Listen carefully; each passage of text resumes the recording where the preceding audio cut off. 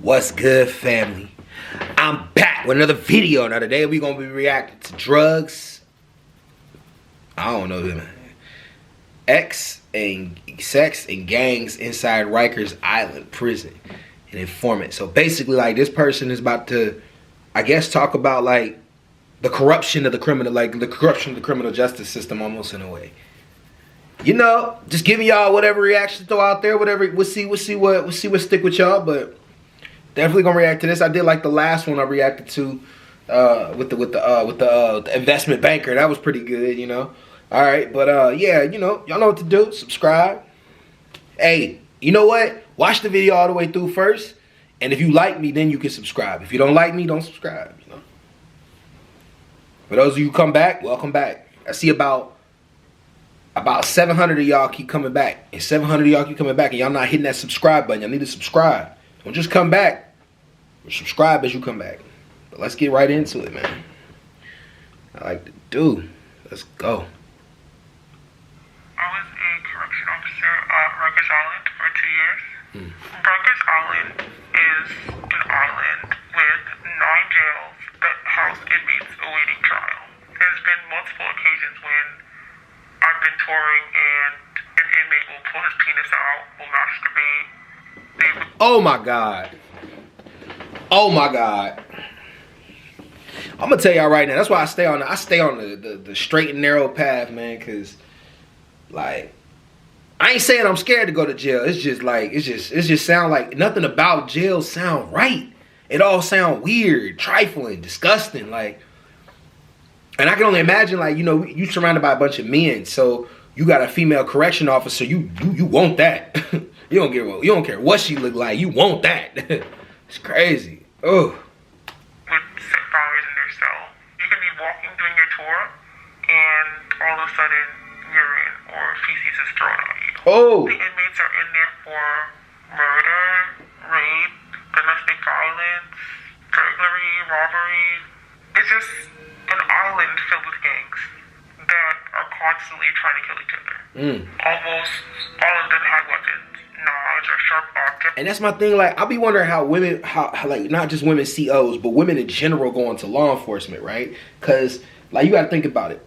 You fight classes for a reason when you do boxing. You fight classes for a reason when you do MMA, right? So the stronger the body, the stronger the male, the harder it is to put them down, right? I could tell you, like, probably a lot of them dudes in prison probably be heavyweights, probably be lightweights, heavyweights. And you got this frail featherweight woman that's supposed to be watching over them. Like, I don't know how that works. I don't see it working, man. But it is crazy too. Like our criminal justice system, it don't seem like it do nothing for nobody. Like, she just said it's nothing but gangs trying to kill each other. Like, it's my criminal justice system don't mean nothing for nobody. But let's keep going. Drugs, officers will be assaulted daily. It can range from a broken nose to a broken eye socket, broken bones, broken ribs. There's no limit to what these inmates would do to you. We are at a time where the inmates are running the prison. There is definitely officers accepting bribes. But say if you was in jail and you got a bribe that was like $10,000, you wouldn't take it? Hand it to you. Just playing. Just what you think? $10,000. Nah, that is crazy.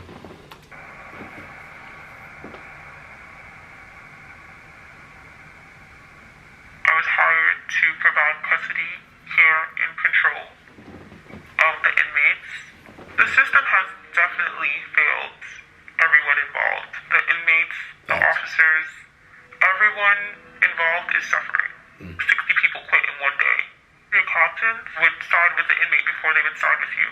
They're worried about that publicity because they're trying to keep certain things under wraps. Drugs is very rampant. There's K2, fentanyl, marijuana. Any drug basically you could think of, they probably have it.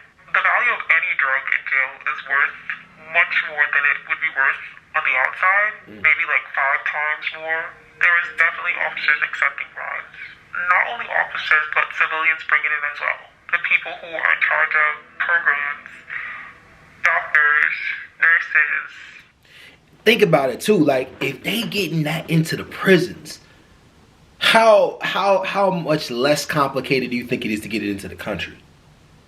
I know that sounds like a reach, but think about it. Like, the prisons are surrounded by, they're supposed to be surrounded by keeping people in. Like, keeping people in, right? Like, our country is letting people in and out. It don't make a difference. Like, it's letting people in and out. So if they can't secure the prisons, how you think they gonna secure the border? It's definitely crazy, but that's interesting, man. She already saying some crazy stuff, man. During the pandemic, visits were suspended, so they weren't getting them through visits. Some of them are scared. Some of them do it for the money. On Rikers, the alcohol is called hooch.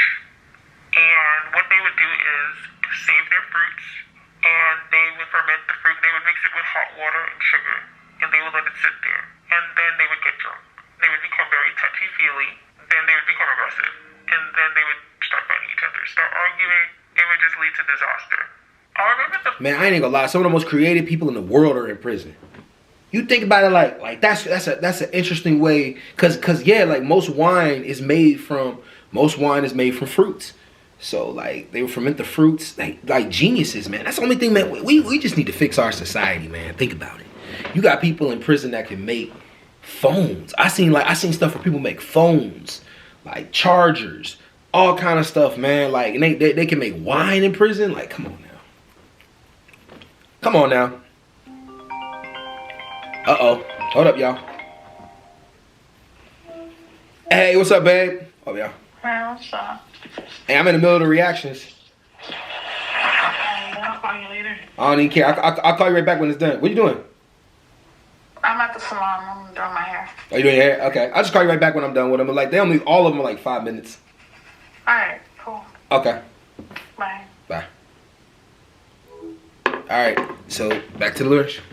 the first time that an inmate masturbated in front of me. Ooh. I was feeding them through the feeding slot. Once you open their slot to put their tray, they would like put their penis in the slot. I screamed, and the other officers on the floor was like, "What happened?" And I was like, "He's masturbating," and they were like, "Oh, he does that to everyone." Like it was just normal. I felt violated. I felt disrespected. I felt scared. I remember being scared to do my chores. There was a time in the building that I worked where an inmate got into the A station where a female officer was. He was able to rip her duty belt off, rip her pants off. Thankfully, an officer came, was able to come and help her. He was being held for rape. I believe his intentions were to rape her. They suggested that we wear Spanx underneath our uniform for just in case. It shouldn't be a just in case. Am I going to go to work today and is my belt going to be ripped off? Some of the inmates are used to the pepper spray, so it does nothing to them. And then there's others that threaten you. If you do use your spray, I'm going to cut you. You're in a position like, do I spray and get cut? Or what do I do? I ain't gonna hold you. She sound pretty. I know she black. You know, it's funny because no matter how much they try to cover up, they can't cover up. You can't cover up enough. You know, like I mean, you can tell by the hands and stuff like that too. But you can tell also by like the mannerisms and the things that she was saying. Like, and it's crazy, but yeah, that's crazy, man. That's crazy. That's crazy. I don't even know how to. Yeah, that's crazy. Let's keep going. Your cops are there just to tear you down. If you report something or you get into an incident, they want to know what did you do wrong? What did you not do to prevent it? You're more likely to end up in jail being a correction officer than you would as a civilian on the street. Suicide attempts on Rikers are pretty common. It breaks my heart. They are humans and they do have families that love them and are waiting for them to come home. It's just sad. Typically, there are about 50 inmates to one officer. The job was so draining that I would literally come from work and sleep until my next shift the next morning. Then the pandemic hit, and that's when I actually started getting stuck. That's 16 hours back to back. My coworker called me from the jail. She's like, "I want 24 hours and they won't let me leave. And they're saying if I walk off the post, I'm going to get suspended. You're on post for 24 hours and then a fight breaks out and they expect you to do everything right on no sleep. You're supposed to still do your duties to the best of your ability. I have seen female officers terminated for having relationships with the inmates. Why? Why? Like y'all don't do nothing but make the red pillars. Y'all give the red pillars room to talk, man. When y'all be doing that, man. Why y'all having relationships with inmates? You know they ain't got no future when they get out of here. And that's messed up for me to say, but there really ain't no future for him when they get out of here. What do you see in him?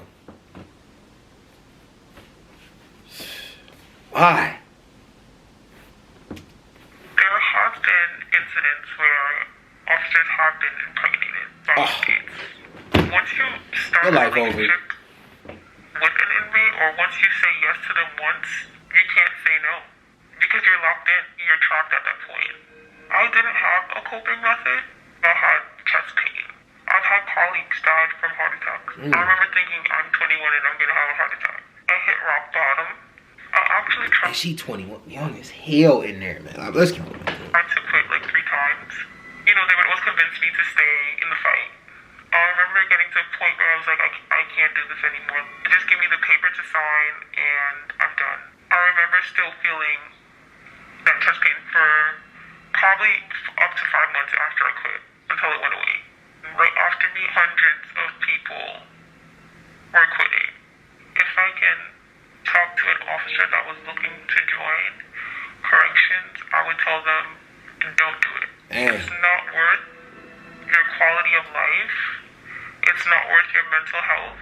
And until there is some sort of structure and safety, you shouldn't even consider it. Dang, man. You just ruined my hopes and dreams saying that. You just ruined my hopes and dreams. I'm really trying to be a correction officer. Not. Hell no. Hell no. That's crazy.